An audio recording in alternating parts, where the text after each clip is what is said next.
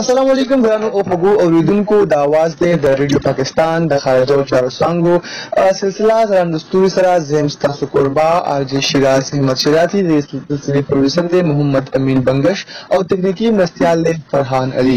ګرانو اوخوږو اوریدونکو سلسله زلنده ستوري کې موږ تاسو په وړاندې د پښتو ادب هغه زلنده ستوري راولو چې کوم په خپل فیلډ کې د پښتو خدمت کوي، د پښتنو خدمت کوي، هغه لوبغاړي دي، کسبګار دي، که پوهان دي، که شاعران دي او په تیرا هغه لیکوالان دي. نو په دغه سلسله کې نن هم د پښتو ژبې یو ډېر مشهور ګلوکار موجود دی چې کوم د هیڅ تعارف محتاج نه دی. زما مراد جناب هغه بلال سکندری سے ما سره پروګرام کې موجود دی. هغوی سره به د هغوی فن، د هغوی شخصیت او د هغوی ژوند په اړه په ننني پروګرام کې خبرې اترې کوو. السلام علیکم بلال صاحب.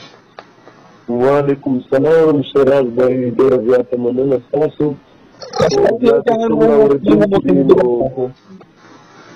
جی ستاسو آواز صحیح معلومه راځي. ستاسو نه یو جهان مننه، تاسو موږ لا خپل قیمتي وخت ډېره مننه د ریډیو پاکستان او ستاسو د پروډوسر او ستاسو د ټول منیجمنټ ډېر مقدر وکړ. بیا مخکې باید دا ووایي چې ستاسو تعلق چې کوم دی هغه د کوم ځای سره دی او چې کوم بنیادي تعلیم دی هغه مو چېرته حاصل کړی دی؟ زما خو بنیادي تعلق چې دی هغه د بنو سره دی. بنو د نوم نشان مې د تاسو څه خبر وي. او بیا بنیادي تعلیم مو هلته د بنو کې یو سکول کمپریهنسیو پبلک سکول د هغې نوم و. نو هلته نه ما تعلیم حاصل کړی دی. بیا نمبر 3 های سکول په بنو بازار کې. او بیا د هغې نه پس دغه سلسله راغله پېښور ته. دلته د صدر چې کوم هایر سیکنډري سکول و، بیا دغسې سلسلې روانې وې. نو دغه زما د تعلیم هلې ځلې دي دومره خاص خو نه دي، خو به هر حال څه په قسمت کې و نو هغه په دې ځایونو کې ما هغه تعلیم حاصل کړ. ماشاءالله، مطلب تعلیمي بیک ګراوند هم دې داخلي. دا ته وایي چې د پښتو ژبې تاسو خدمت کوئ، د ګلوکارۍ په دغه شعبه کې مو هر ځلې روانې کړي دي. نو دې فیلډ ته څنګه راغلی؟ آیا دا ستاسو شوق و که نه حساسیت ورباندې دې فیلډ ته راغلی یې؟ دا خو بالکل خالص د شوق وجه وه. زما تعلق ډېر یو د کفر مذهبي کورنۍ سره دی. او زمونږ په کور کې د ټي وي یا د ریډیو د اورېدو څه تصور هم و. او د میوزیک اورېدل بالکل زمونږ په کور کې منع و. او دا بس د قسمت کارونه دغسې وي. او بیا انسان بعضې وخت پوه نه شي او قدرت چې د هغه نه یو فیلډ ورکوي یا یو سړی د هغه نه جوړوي، خو بیا انسان ته پته نه لګي هغه فیلډ طرف ته دی پخپله لاړ شي. نو هغه افسر افغان صاحب وایي که نه چې دا یو ځای یم چې ښکلو پسې ګرځم، نور په کور کې مې د سیب تبلیغیان دي که نه؟ بالکل دغه دی. دا ته ووایي چې لکه څنګه تاسو خبره وکړه چې په ستاسو فیملي کې هم چې کوم دی د سندرې ویل یا څه کنسپټ نشته، نو ضروري خبره تاسو په دې فیلډ کې د راتلو یا د په دې کې د خدمت کولو ډېر زیات مشکلات به وي. نو کوم مشکلات تاسو سره مخې ته راغلي دي؟ نو مشکلات خو ډېر زیات تر اوسه دي او مخکې به ډېر زیات وو.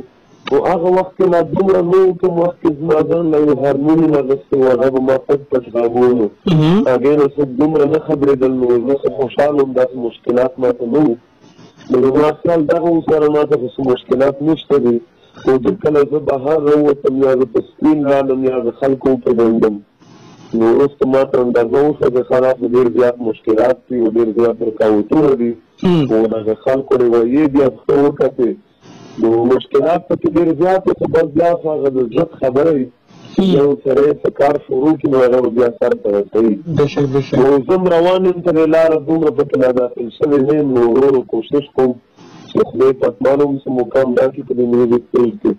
نو دا به مې غږ خوشقسمتي وي. نه ستاسو خو باید چې په پښتو سینګرانو کې یو نوم دی، یو مقام تاسو له الله راکړی دی.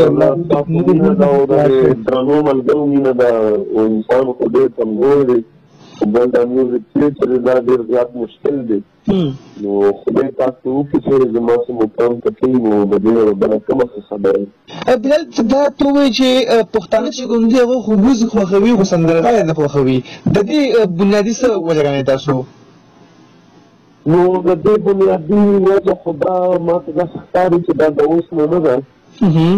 دا د سلونو کالو نه بل یو څه بیکګراونډ داسې چاته شوی دی چې مخکې نوم داسې غلط خلکو مو چې په ځان یې نوم د موسیقارانو یا د موسیقۍ والا ایښی نو متاثر یې پکې نور څه وو نو یو وجه خو ما ته دغه هم ښکاري چې په معاشره کې دی دومره عزت نه وي په دې وجه او بیا بل یو کنسپټ داسې جوړ شوی دی لکه یو سړی ډول هم غږوي نو دا ډم شو او یا یو سړی رباب هم غږوي نو دا ډم دی نو کېدای شي دغه خبرې وپکې او بیا که موږ وګورو نو سردار علي ټکر څومره لوی دی نو لکه د کوره خان دی د لوی کورنۍ سره دی بیا هارون بادشاه دی ډاکټر ناشناس صاحب دی د افغانستان بیا نور دومره لوی خلک تر دې حد دغه انیر دا خبره کوم چې د ډاکټر علامه اقبال یو نوفیس دی عذاب اقبال د هغه نوم د خلکو سره سکولی شي نو هغه هم یو کلاسیکل سندرغاړی دی نو دغسې مثالونه مونږ سره پراته دي دومره لوی خلک تکلي دي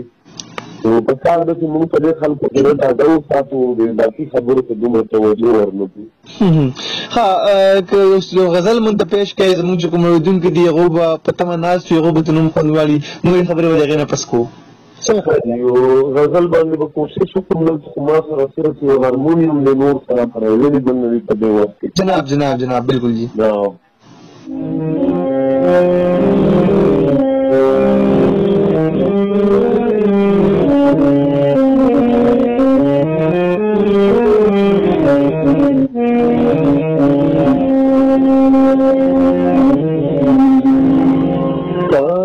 محبت آسانو دے ہر سڑیو کلی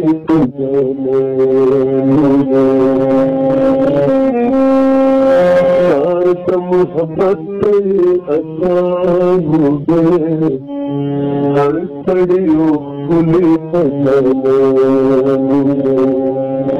ہر سڑیو کلی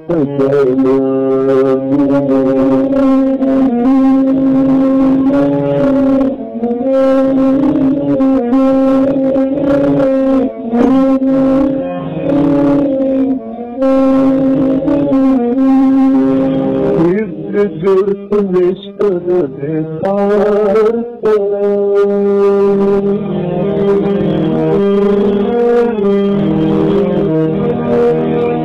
جرت نشتر دے خار ندور توران کے وطانو دے ہر پڑی اخلی سجانو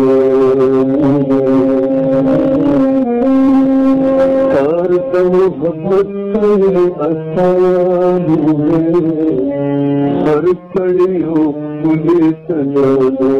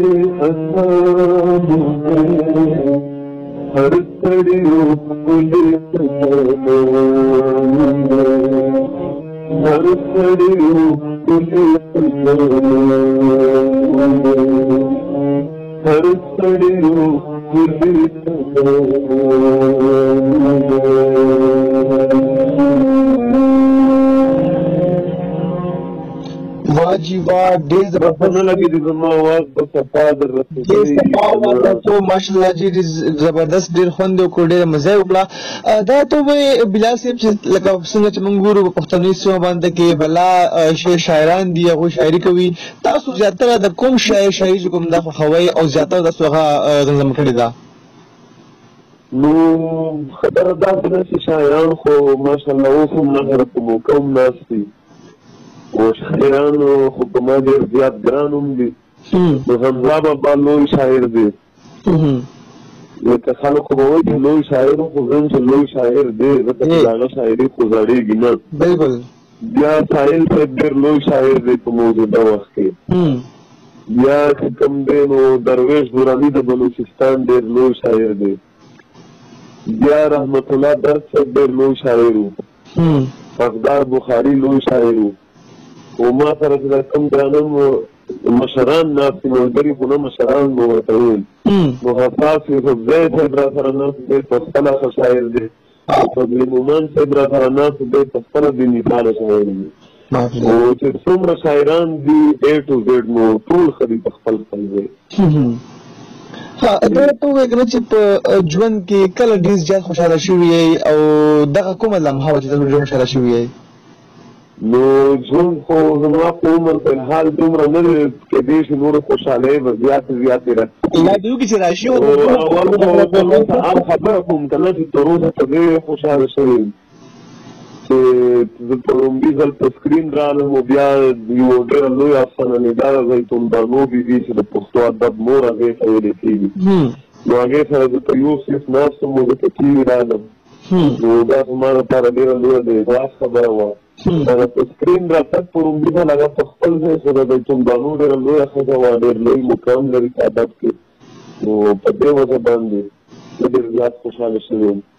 او باقي د خدای پاک بس خوشحالۍ راولي او خوشحالۍ په ژوند کې کم وي او د ښه امید انسان ساتلی شي نو خدای دې وکړي چې نورې خوشحالۍ راشي.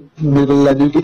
او دا ته ووایي چې کله په ژوند کې ډېر زیات مایوسه شوي یې یا خپل فیلډ نه تاسو دومره مطلب تنګ راغلي یې که نه ځکه انسان باندې داسې وخت راځي که نه چې انسان ډېر زیات مایوسه شي خپل د فیلډ نه خپل د فن نه نو دغه وخت د وخت باندې راغلی دی؟ نو وخت خو راغلی خو نه داسې وخت خو بار راځي. اکثر زمونږ د ټولنه کې داسې خلک دي چې انسان هغه له قدر عزت ورکړي او هغه بیا انسان مایوسه کړي د خپله رویه انسان هغسې ونه ساتي او د ښې رویې په بدل کې یو سړی سپکه رویه وکړي نو انسان بیا خفګان ضرور رسي. نو دغه واقعې کله کله راځي او باقي د الله کرم دی چې دومره لوی مصیبت چېرته په ما تر اوسه نه دی راغلی. بل دا ته ووایي د که موږ نن سبا وګورو د پښتو هغه سینګینګ چې کوم معیار دی که نه هغه ډېر زیات خراب طرف ته روان دی. تاسو د دې وجه څه ګڼئ؟ لکه موږ ګورو پخوا به ښایسته غزلې ویلې کېدلې، پخوا به ډېرې ښایسته سندرې ویلې کېدې. نن سبا ته پتاسۍ او ته سموسۍ او ته دا او ته هغې دغه سندرې چې کوم دي دغه د پښتو ته یو عجیبه غونډه کې امیټ ورکړی دی که نه نو دې کومه څه ویل غواړئ؟ نو په دې هکله خو زه دا ویل غواړم چې اوس زمونږ دا ډېر ملګري په هغه سندرغاړي کې کوم چې د فن سره ریلیټډ دي یا خواري کوي یا خواري کړې ده او کوم دغه خلک دي دا ریډیمیډ سنګران چې دي یو ارټیفیشل ساوند چې دي چې سټوډیو ته راشي او هغلته سندره ریکارډ کړي دغه کار خو هر څوک کولی شي. که د هغه آواز خراب هم دی نو کمپیوټر هم د هغه آواز صحیح کوي. نو بعض ملګري په دې کې فرق نشي کولی چې هغه دا سندرغاړي دي یا نه دي او د وخت سره دغه خلک په خپله ختمېږي. او زه دا ویم چې خلک خو معیاري موسیقي خوښوي دې کې شک نشته دی خو د څه دارو دغه کسور شته دی چې دې خلکو یې توجه زیاته ورکړې ده. د هغې وجه دا چې دا خپله ګاڼه مفت هلته یوسي په هغې باندې خپله خرچه کوي 1,50,000 روپۍ هغه لګولي او بیا خلکو سره لکه داسې یو ریلیشن ساتي چې سفارش هم کوي او د رشوت نه هم کار اخلي. دغه حقداره خلک پاتې او دغه خلک لږ مخکې روان دي. ترڅو چې د وخت سره دغه خلک ختمېږي داسې دومره لکه پایدار خلک نه دي. دا ته ووایي تاسو څه ګڼئ چې سینګینګ دپاره بنیادي د څه ضرورت وي؟ لکه موږ وګورو ښه آواز ضرورت وي ولا ښه شاعري پکار وي که څه تاسو څه ګڼئ؟ نو بنیادي سینګینګ چې دی دا خو د ښه آواز او د ښې موسیقۍ سره تعلق ساتي. شاعري خو بیا وروسته یو خبره ده چې اول د انسان یو آواز جوړي یو بنیاد دغه جوړ شوي نو شاعري خو هغه بیا ویلی شي. او بنیادي خو د سینګر دپاره 2 شرطونه دي چې په هغې باندې هم ځان پوهېول پکار دي. هغه یو سور دی او یو تال دی. دغه 2 بنیادي شرایط دي دا په ټوله دنیا کې دي. هغه که د پښتو موسیقي ده که د اردو موسیقي ده که هغه انګلیش موسیقي ده نو بنیادي دغه دوه قاعدې چې دي په دې باندې خو ځان برابرېدل پکار دي چې انسان په دې باندې ځان پوه کړي او دغه تعلق ساتي د علم سره او د زده کړې سره نو دغه بنیادي شرایط باندې چې هر یو سړی پوره دي نو هغه خپل درغاړي دي بېشک او شاعري بیا وروسته خبرې دي هغه بیا ویلی شي چې دغه دوه کوالټیز په هغه انسان کې موجود دي چېرته چې ساز نه وي سندره نه وي هلته کې هېڅ د ژوند خبره نه وي نو که یو بل سندره زمونږ اورېدونکو ته پیش کړئ وړاندې کړئ نو ډېره خوند به وکړي ډېره مزه به وکړي بلال صاحب ښه دي لومړی کلام تاسو واورېدو ما ته د اواز په اندازه نه کېده بعضې وخت داسې چې د هارمونیم اواز تیز وي په موبایل کې او د سنګر اواز کم وي نو دغه مسله خو نه وه نه اواز هسه برابر ورسه برابر جي ښه دي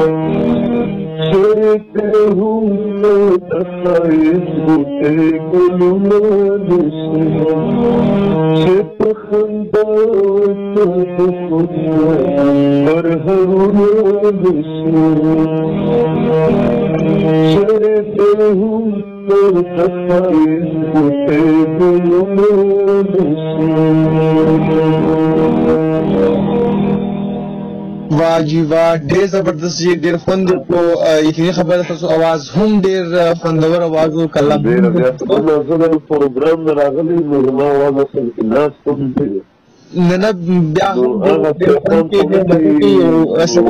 بار بار تاسو دا کلمونه چې کوم دی تاسو په ډېر ښایسته आवाज باندې اورېدلې دا په موسیقۍ کې څوک استاد شته نو موسیقي خو د یو استاد هم نه دی په بلا استادان ته کارېږي اصل کې ما هم دی استاد د هارمونیم چې د هغه نوم ګلزار دی د هغه غزاله جاوید او دا مسرت مومند دي نو مخکې دا ګلپاڼه او دا ټول خلک د هغه شاګردانو کې راځي او هغه زما هم استاد دي ګلزار او بیا د هغې نه بعد په لاهور کې استاد بدرالزمان صاحب د فرشار لیست دی ماشاءالله هغه د راحت فتح علي خان نیر نور نیر اجاز او عزیزه فیروز دي دا څومره خلک چې دي نو دا د هغې استاد پاتې شوی دی باقاعده استاد بدرالزمان د کلاسیکل موسیقۍ ډېر لوی نوم دی نو هغه په ګاونډي ملکونو کې هم ډېر زیاته د هغه تګ راتګ جاري وي هلته هم هغه د موسیقۍ لیکچرونه ورکوي